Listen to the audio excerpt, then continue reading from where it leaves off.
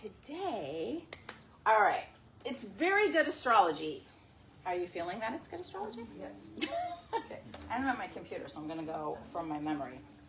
But we're coming up on Saturn conjunct Venus for 3 weeks, which I can't remember a time that Saturn's conjuncted it that long. And it's because Saturn's so slow. It's a big planet. It doesn't move very fast. It's at the last degrees of Pisces.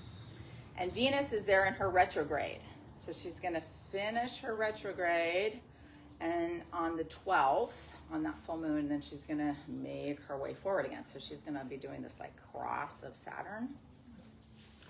So Venus, like Venus and Jupiter, are considered benefic planets, helpful to us. And Saturn and Mars and Pluto are considered malefic.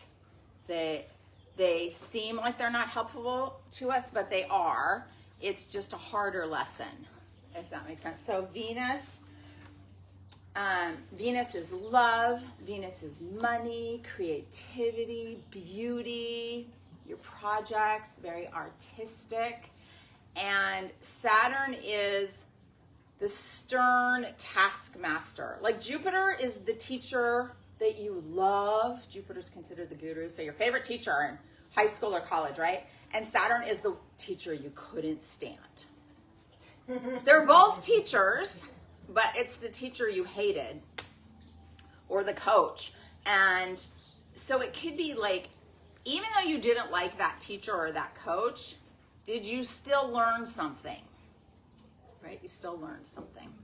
So Saturn rewards those who do the work. So there's no like getting around the work. Saturn is considered your karma.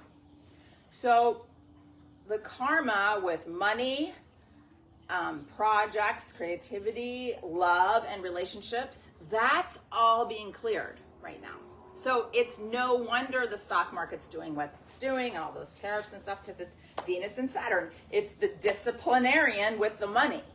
And you can look at the current president as like that. Yep, the disciplinarian with the money. And you get a tariff, and you get a tariff, and you get a tariff, right?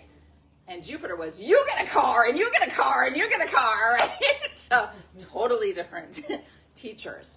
So it's your relationship with people, not necessarily just romantic relationships, your relationship with money, how you view money, investments, all of that is coming up for you to review, because the retrograde's a review.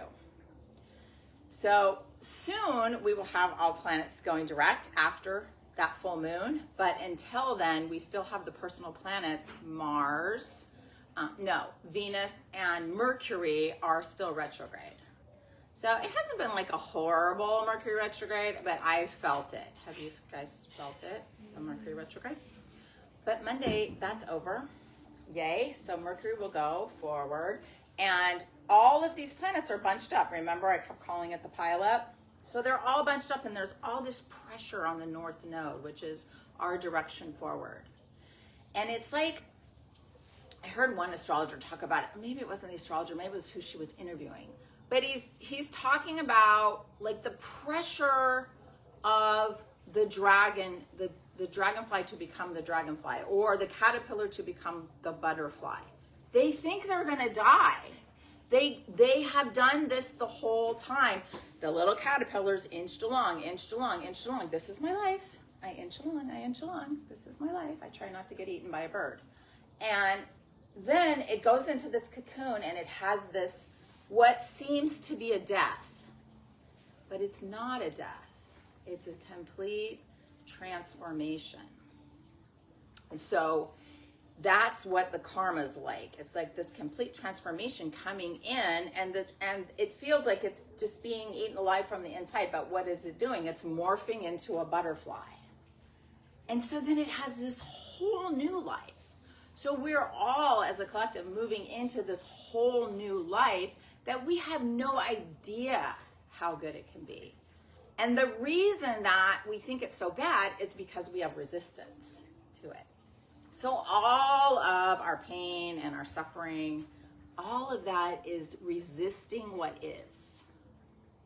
if you think about it, right? Instead of flowing with it, right? So Neptune at that last degrees of Pisces, right before it came into Aries last week, that was that full-on surrender.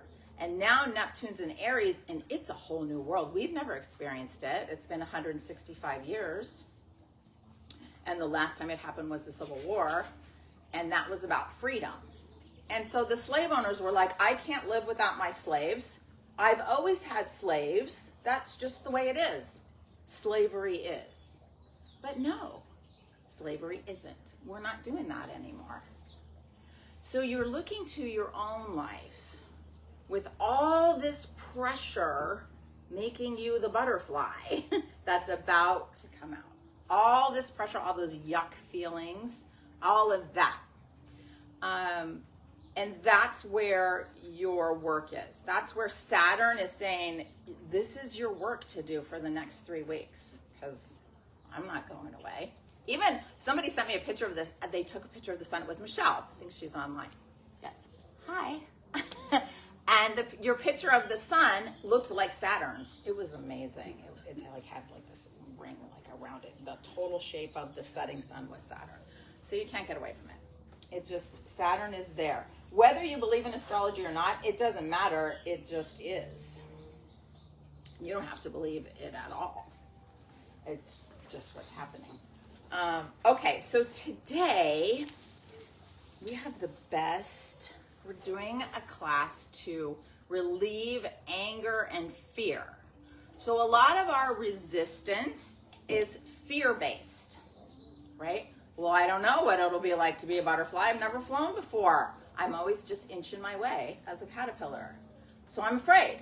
And a lot of the resistance on the planet is, people say they like change. They don't like change. Nobody likes change. They're used to their world and how it's always been that way, right? So, you know, we always read by the fire. There wasn't electricity. We use fire, right? So it's your resistance, it's your fear causing the resistance. So if you can move out of fear, which is false evidence appearing real. False evidence appearing real. You're making it up in your mind. When real fear is a bear is chasing you.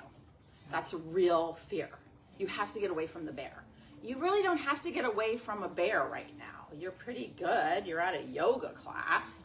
You probably had breakfast or something, right? So there's really not, it's the fears, we're making it up in our mind. We're like a slave to the mind. So we're releasing the fear and then anger. So where does the anger come from? Things aren't going my way. I don't like what you said to me. I'm angry. I don't like what he said. I don't like your views. Whatever it is, you get triggered, right? And then you go into the anger. So the whole reason I'm talking about this is because, number one, that's Saturn, but number two, you cannot manifest what you want in your life in a vibration of fear and anger. You just can't. You cannot get there. So